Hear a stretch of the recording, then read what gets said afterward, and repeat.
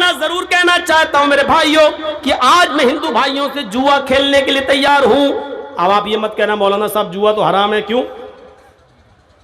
मैं इसलिए ऑफर दे रहा हूं कि आओ रख लो, तौहीद का जितना सबूत तुम्हारी किताबों में है उतना तो हमारे यहां यहूदियों में और ईसाइयों में नहीं है। यहूदी और ईसाइयों में नहीं है, हालांकि तौरात का ये बहुत बड़ा सबूत है। रामचंद्र जी की पत्नी सीता का हरण होता है, हनुमान और लक्ष्मण सीता को श्रीलंका से रावण के जुल्म से छुड़ा के लाते हैं। सीता जी राम के पैर छूने के लिए झुकती हैं और आशीर्वाद लेना चाहती हैं, लेकिन रामचंद्र जी अपने पैर नहीं छूने देते हैं। ये वाल्मीकि रामायण है जो 2000 साल पहले लिखी गई थी। आजकल की रामायण तो ये अभी 100-200 साल पुरानी है। उसमें राम को भगवान ही नहीं माना गया। जो वाल्मीकि जी की रामायण है, असली रामायण वो है, उसमें राम को भगवान ही नहीं माना गया और राम को भारत में पैदा भी नहीं माना गया। उसमें साफ लिखा है रामचंद्र जी ने अपनी पत्नी सीता को पैर नहीं छूने दिए, उठा लिया और सीता को ललकारते हुए कहा ये क्या पाप कर रही हो? कहा नहीं, मैं आपको प्रणाम कर रही हूं, आपको पैर छू रही हूं। रामचंद्र जी ने कहा राम रामाय नमः, राम रामाय सत्यमस्त। हाय सीता, मैं तेरा राम हूं, लेकिन तेरे राम का राम है ऊपर वाला। है सीता, मैं तेरा राम हूं, लेकिन तेरे राम का राम तो ऊपर वाला है। है सीता, तू अपने राम को प्रणाम मत कर, बल्कि उस राम के सामने झुक जो तेरे राम का राम है, उस राम को प्रणाम कर जो तेरे राम का राम है। यही तो कहा गया है योगी उज्जीत सततमात्मानं रहस्य स्थिता एकाकी अच्युताति मन निराशीर परिग्रह। श्रीमद् भागवत गीता अध्याय 6 मंत्र नंबर 10। योगी यूपी वाला नहीं, ये योगी नहीं है, ये ढोंगी है, फर्क समझिएगा। योगी कहा गया है, ढोंगी नहीं कहा गया। जब ढोंगी कहा जाए तो इसको समझना। योगी उज्जीत सततमात्मानं रहस्य स्थिता। जब ईश्वर की पूजा करने जाओ तो योगी बन जाओ, यानी पूरे शरीर की एक्सरसाइज, पूरे शरीर की एक्सरसाइज हो जाए, पूरे शरीर को झुका लो। पूरे शरीर की एक्सरसाइज सिर्फ नमाज में होती है, किसी इबादत में नहीं होती। आप देख लीजिए, मंदिर में जाइए, हिंदू लोग क्या करते हैं? ओ बस, पूरे शरीर की एक्सरसाइज नहीं है। अब तो ये भी नहीं हो रहा है, मोटरसाइकिल पे जा रहा है आप, सामने हनुमान जी की मूर्ति ढाई 10 किलो की खोपड़ी बढ़ गए आगे। अब तो कोई उतरकर हाथ भी जोड़ना गवारा नहीं कर रहा है। हिंदू भाई अगर हो तो बुरा ना माने, ये रियलिटी है, ये सच्चाई है, वास्तविकता है। मोटरसाइकिल पे जा रहे हूँ, नई बीवी बैठी हुई है, हनुमान की आगे बढ़ गए, ना कोई वुजू, ना कोई हाथ पैर धोना, ना कुछ नहीं, बढ़ गए आगे। ये रियलिटी है। मोटरसाइकिल भी नई है, उतरना भी नहीं चाह रहा, और नई है भी इसलिए कि वो भिखमंगनी है। भिखमंगनी गाली समझते हो ना? अरे जो लड़की के बाप ने दामाद को इंटरनेशनल भिखारी समझ के खैरात में दी है, उसको मैं बोल रहा हूँ, उस बाइक को। जितने लोगों ने अपने ससुर से जो ली है मांग मांग के, जो मोटरसाइकिल है, ये सब इंटरनेशनल फकीर हैं, इंटरनेशनल भिखारी हैं ये लोग। और अब जो मांगेंगे वो और बड़े होंगे, क्योंकि जानने के बाद मांग रहे हैं। तो इंटरनेशनल भिखारी अपनी बीवी को बिठाया, जा रहा हूं, लेकर 10 किलो की खोपड़ी बढ़ गया। अब तो ये भी नहीं हो रहा। पूरे शरीर की एक्सरसाइज सिर्फ नमाज में होती है। देखिए, अल्लाह अकबर, ये पॉजिटिव रेजेस दौड़ रहे हैं, पॉजिटिव। ये हाथ की एक्सरसाइज है। और ये देखिए, वैसे बहुत से लोग यहाँ भी नियत मानते हैं, हमें कोई एतराज़ नहीं है। आजकल लोगों को मिलाने की बात करना चाहिए, तोड़ने की नहीं, जोड़ना। ये वक्त की ज़रूरत है। जो लोग यहाँ बांध रहे हैं वो बांधें, हम लोग यहाँ बांधते हैं, बांध रहे हैं। अब यहाँ जो हाथ बांधे जाते हैं तो उसमें वज़न है, एक्सरसाइज है। आपने कभी तरावी पढ़ी होंगी, इमाम साहब जब देर तक किरत करते हैं, एक पारा उनको ख़त्म करना है 8 रकात तरावी में, तो आपको यालमुन तालमुन समझ में आएगा बस। गैरिल मग़ज़ूबि अलैहिम वलज़्ज़ालिन तक तो गाड़ी सही चलेगी। इसके बाद इमाम साहब हो जाएंगे राजधानी एक्सप्रेस। बिस्मिल्लाहिर्रहमानिर्रहीम, अलिफ लाम मीम, ज़ालिकल किताबु ला रैब फ़ीहि हुदल लिल-मुत्तक़ीन अल्लज़ीना युमिनूना बिल ग़ैब व युक़ीमूना स-सलाता व मिम्मा रज़क़नाहुम युनफ़िक़ून। आखिरी वाला जुमला खींचता हुआ नजर आएगा, युनफ़िक़ून यालमून तालमून। अब इधर नींद आ रही है आदमी को, आप देखिएगा ऐसे पढ़,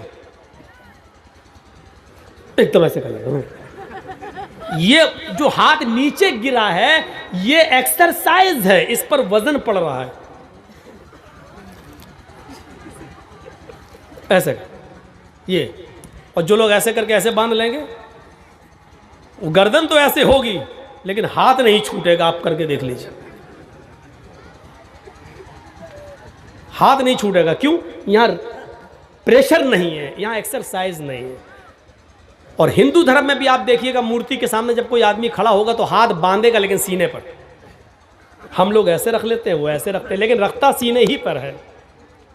ओम भूर्भुवः स्वः तत्सवितुर्वरेण्यं भर्गो देवस्य धीमहि धियो न प्रचोदयात्। ये दिल पे हाथ रखने का मकसद ये होता है कि हम दिल से क्षमा मांगने आए हैं, और जो भक्ति पूजा कर रहे हैं वो है प्रभु, हम दिल से कर रहे हैं। हम लोग भी हाथ सीने पर रखते हैं, उसका मकसद यही है, अल्हम्दुलिल्लाह रब्बिल आलमीन, अल्लाह मैं दिल से गवाही देता हूँ कि सारी तारीफ तेरे लिए है।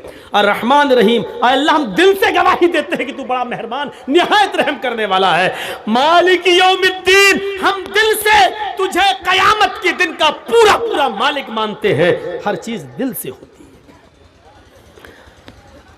तो पूरे शरीर की एक्सरसाइज। अब देखिए, रुकू में कमर सीधी, बल्कि कमर तो इतना सीधा रखने का हुक्म दे दिया गया कि पानी का भरा हुआ लोटा अगर रख दिया जाए या बर्तन गिलास तो गिरने ना पाए।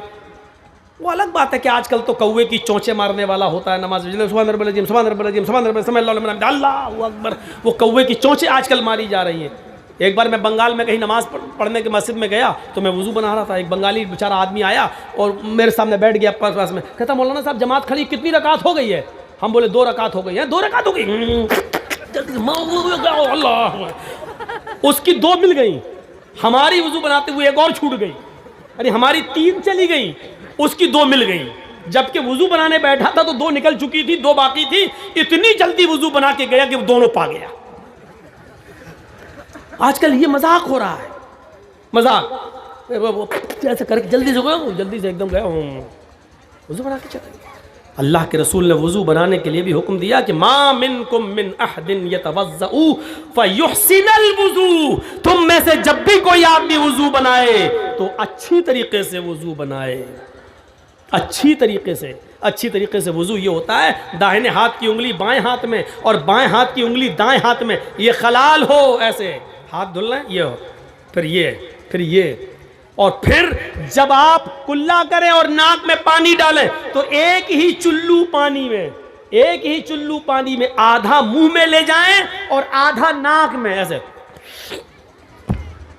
आधा मुंह में और आधा नाक में। और जिस हदीस के अंदर 3 मरतबा कुल्ला और 3 मरतबा नाक में पानी डालने का जिक्र अलग अलग आया, वो हदीस ज़ईफ़ है, सनद के एतबार से वो हदीस कमज़ोर है। जिस हदीस में एक ही चुल्लू पानी में, आधा मुंह में और आधा नाक में, और उसका तरीका ये होना चाहिए, ऐसे आधा हो गया। अब दाहिने हाथ की उंगलियों से दांत रगड़ो और बाएं हाथ का अंगूठा और ये उंगली नाक में डाल के ऐसे करो, और फिर इस अंगूठे से ये पकड़ो कस के। मैं नहीं करूँगा ज़ोर से, नहीं तो यहीं पर असली घी निकल जाएगा। सर्दियों का दिन वैसे ही है, ऐसे पकड़िए कस के, और फिर इसको ये दबाइए ऐसे, फिर ऐसे करके ऐसे झाड़िए, और फिर दूसरा पानी लेके फिर इसी तरीके से कुल्ला करिए, नाक में पानी डालिए, फिर ऐसे करिए। ये अच्छी तरीके से वुज़ू में ये चीज़ शामिल है। मैं समझता हूँ कि 95% आदमी सही वुज़ू नहीं बना रहा है। अल्लाह रब्बुल आलमीन हमें शरीयत के मुताबिक वुज़ू बनाकर नमाज पढ़ने की तौफीक अता फरमाए। तो मेरे भाइयों, बात आगे निकल गई। योग योजित सतत महात्मानम रहस्य था, पूरे शरीर का योग, पूरे शरीर की एक्सरसाइज हो जाए। अब देखिए, रुकू में बिल्कुल पानी का बर्तन गिरना ना पाए, समय अल्लाहु लिमन हमीदा, फिर अल्लाहु अकबर कहकर सजदे में जाइए। आप जब सजदे में जाएंगे तो आप जब सजदे में सर रखेंगे तो ब्लड का सर्कुलेशन पैर में नसों के द्वारा आते आते आपके हार्ट और गर्दन से होते हुए पूरा ब्लड का सर्कुलेशन आपके दिमाग में पहुंच जाएगा। वो सर और वो आपका दिमाग जो 24 घंटे में आपके खड़ा रहने की वजह से ब्लड का सर्कुलेशन जो आपके दिमाग तक दिन भर में नहीं पहुंच पाता, वो 5 वक्त की नमाजों में आपके दिमाग तक पहुंच जाता है और आपकी दिमाग की सारी नसों को ताजगी बख्श देता है। डॉक्टर मोरिस बुकाय, अमेरिका का बहुत बड़ा डॉक्टर गुजरा है, उसने लिखा है कि अगर मुसलमान 5 वक्त की नमाज में वैसे सजदा कर ले जैसे किया जाता है, नबी ने बताया है, तो ऐसे आदमी को ब्रेन हेमरेज की बीमारी कभी नहीं हो सकती है, क्योंकि उसके दिमाग में खून पहुंचता रहता है सजदे की वजह से। कितनी बड़ी मेडिकल साइंस है नमाज के अंदर। अगर आप नमाज को उसके तरीके पर पढ़ना शुरू कर दें तो अल्लाह की कसम बाबा रामदेव की सिखाई हुई एक्सरसाइज की जरूरत ही नहीं पड़ेगी। बाबा रामदेव ने खुद एक जलसे में एक अपने हिंदू महासभा में कहा था कि नमाज खुद एक एक्सरसाइज है और मुसलमान अगर इस नमाज को पढ़ ले तो ये पूरी एक एक्सरसाइज है। भाई एक ज़रूरी ऐलान ये है कि मौलाना अजीज़ुर रहमान साहब जो ख़तीब थे उनका फ़र्जंद गायब है, इसलिए ऐलान किया जाए ताकि स्टेज के करीब आ जाए। उनका बेटा गायब है, यहीं पे गायब हुआ है। हाँ थोड़ा सा आप कर दीजिए और बंगाली में भी करिए ताकि सबको বাংলা में भी बोलिए। মৌলানা আজিজুর রহমান বুখারী সাহেব ওনার একটা ছেলে হারিয়ে গেছে, ছেলের নাম হলো শফিউর রহমান। বক্তা মৌলানা আজিজুর রহমানের ছেলে শফিউর রহমান হারিয়ে গেছে। যদি কেউ পেয়ে থাকে কিংবা কারো জানা থাকে তো একটু কাছে নিয়ে আসবেন। तो मेरे भाइयों मैं अर्ज ये कर रहा था कि पूरे सर्कुलेशन दिमाग तक पहुंच जाता। कितनी बाबा रामदेव ने एक तकरीर में भाषण में यही कहा था कि नमाज बेस्ट एक्सरसाइज है, बेस्ट एक्सरसाइज। तो नमाज पढ़िए, पूरे शरीर की एक्सरसाइज नमाज के अंदर होती है। योगी युज्जी सतत महात्मानम रहस्य स्थित था, एक भी वक्त की मत छोड़िए वरना धर्म से हट जाओगे। अल्लाह के नबी ने भी यही कहा कि मन तरक सलात मुतअम्मिदन फकत कफर, एक वक्त की भी जानबूझकर छोड़ दी तो मजहब पर कायम नहीं रहोगे, कुफ्र किया उसने। सोचिए, एकाकी अच्युतात्म निराशीर परिग्रह, एक अल्लाह से मांगिए, कितना गफूर रहीम है वो। मौलाना जर्जीज साहब के यहाँ शादी है, उनके बेटे की शादी है, भाई की शादी है, लोगों को दावत दे रहे हैं लेकिन छांट छांट के दावत दी जा रही है। दुश्मन पे नजर पड़ती है, दुश्मन को दावत नहीं दी जा रही है। ये जिंदगी भर मेरा विरोध करता रहा, आज इसकी दावत कैसे कर दूं।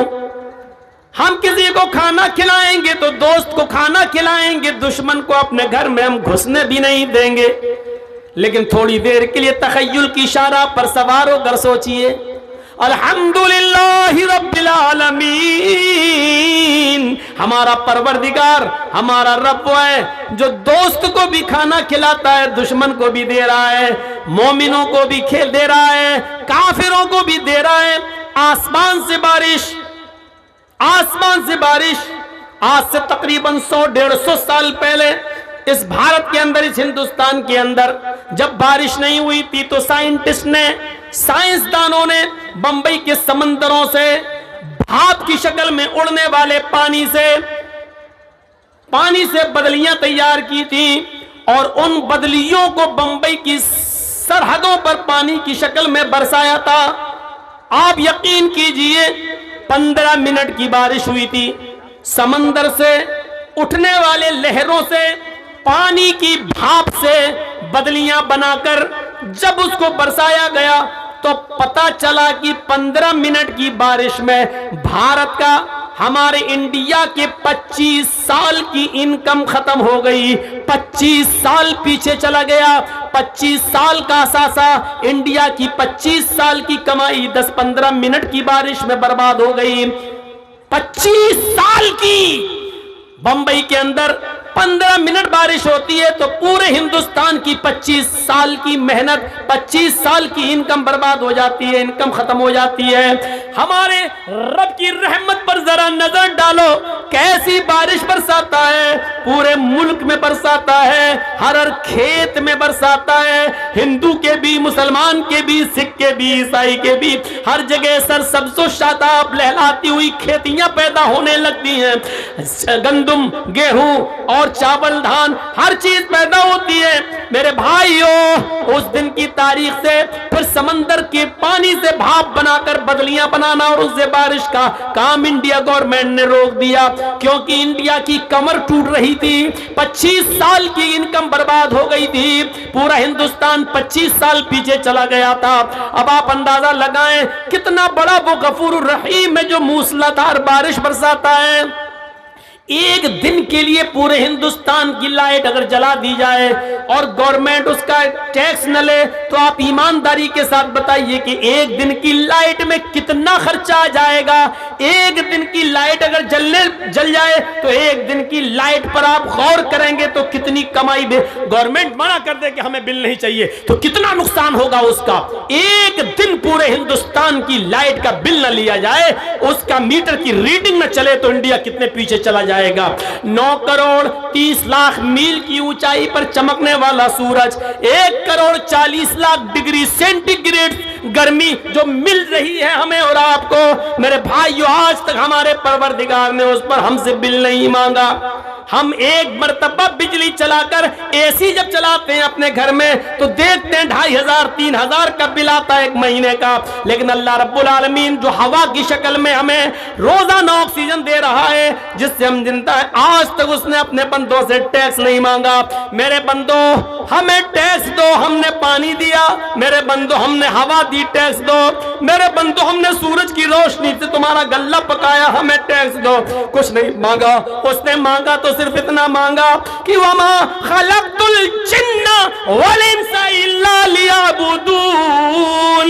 ओ मेरे बंदे, तू मस्जिद में आ जा, मेरे घर में आ जा, इन तमाम नेमतों के बदले में बस अपना माथा मेरे घर में अपनी जमीन पर रख दे, ताकि इस बात का ऐलान हो जाए कि तू मेरा गुलाम है, मैं तेरा मालिक हूं। तू इस बात को कबूल कर ले कि अल्लाह, मैं तो तेरा गुलाम हूं, तू मेरा मालिक है। बस तू मुझे अपना मालिक मान ले और मेरे सामने अपने गुलाम होने का इकरार कर ले, अपनी नाक जमीन पर रगड़ दे, ताकि मैं यकीन कर लूं कि मेरा बंदा मेरे सामने जलील हो गया, यानी उसने मुझे इज्जत वाला मान लिया और मेरे सामने अपने आप को जलील कर लिया। आए मेरे बंदो, तुम जितना मेरे सामने अपनी नाक रगड़ोगे, जमीन पर जितने सजदे करोगे, अल्लाह मुझे कसम है अपने इज्जत और जलाल की, मैं लोगों के सामने तुम्हें उतना ही महान बना दूंगा, मैं लोगों के नजरों में उतना ही तुम्हें इज्जतदार बना दूंगा। जितना तुम मेरे सामने जलील होगे और अपनी नाक रगड़ोगे, मैं लोगों के सामने तुम्हें उतना ही बाइज्जत कर दूंगा। आज देख लीजिए, 5 वक्त का नमाजी और जितना बड़ा तहज्जुद गुजार होगा, लोग उसकी कितनी इज्जत करते हैं। आइए साहब, मौलाना हमारे बेटे के लिए दुआ कर दीजिए। आप तहज्जुद पढ़ते हैं, आप लोगों की नज़रों में बाइज्जत बना दिया। क्यों? क्योंकि हमने अल्लाह के सामने अपने आप को जलील किया है, और जो बंदा अपने आप को अल्लाह के सामने जलील करना सीख ले, अल्लाह उसको कभी लोगों के सामने जलील नहीं होने देगा। यही तो इस्लाम है। आज नक्शे देखिए, एक मंदिर मुझे पूरे हिंदुस्तान में बता दीजिए कि जहां हरिजन, शूद्र और ब्राह्मण एक ही साथ पूजा किए हो।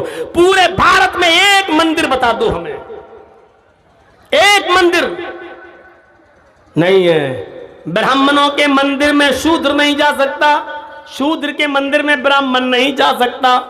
धोखे से अगर ब्राह्मणों के मंदिर में शूद्र चला गया तो फिर उस मंदिर को गंगा के पवित्र जल से धोया जाएगा, क्योंकि शूद्र के आने से वो मंदिर अपवित्र हो गया, नापाक हो गया।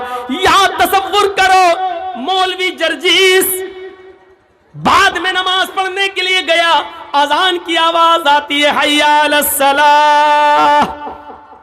गांव का एक आदमी है, वो बेचारा रिक्शा चलाता है, टैक्सी चलाता है, ई रिक्शा चलाता है, बैटरी वाला रिक्शा। शाम तक मेहनत करके 100-200 रुपए कमाकर अपने बीवी बच्चों को खिलाता है। अजान की आवाज सुनकर वो पहली सफ में जाकर बैठ गया। सुन्नत पढ़ता है, पहली सफ भर जाती है। 2 मिनट रह जाते हैं जमात में। मौलाना जर्जी इस मस्जिद में जाते हैं, उनको सबसे पिछली वाली सफ में जगह मिलती है। अल्लाह की कसम, जर्जी साहब लोगों की नजरों में बहुत मुबारक हैं, बहुत बड़ी हस्ती माने जाते हैं, बहुत इज्जत की नजरों से देखे जाते हैं। लेकिन जर्जी साहब में इतनी हिम्मत नहीं है कि आगे सफ में खड़े होकर उस गरीब आदमी को, उस रिक्शे वाले से ये कह दें कि चलो तुम पीछे नमाज पढ़ लो, मुझे आगे आ जाने दो। जर्जी साहब को यह अथॉरिटी कुरान नहीं देता है, यह हदीस नहीं देती है कि हम किसी को अगली सफ से हटाकर पीछे कर दें। वो अलग बात है कि मेरी इज्जत और एहतराम में वो आदमी खुद हट जाए और हमें अपने आप आगे खड़ा कर दे, वो एक अलग मसला है। लेकिन अगर वो नहीं आना चाहता है, अगली सफ का सवाब लेना चाहता है, तो जर्जी साहब को पावर नहीं है कि उस आदमी को पीछा कर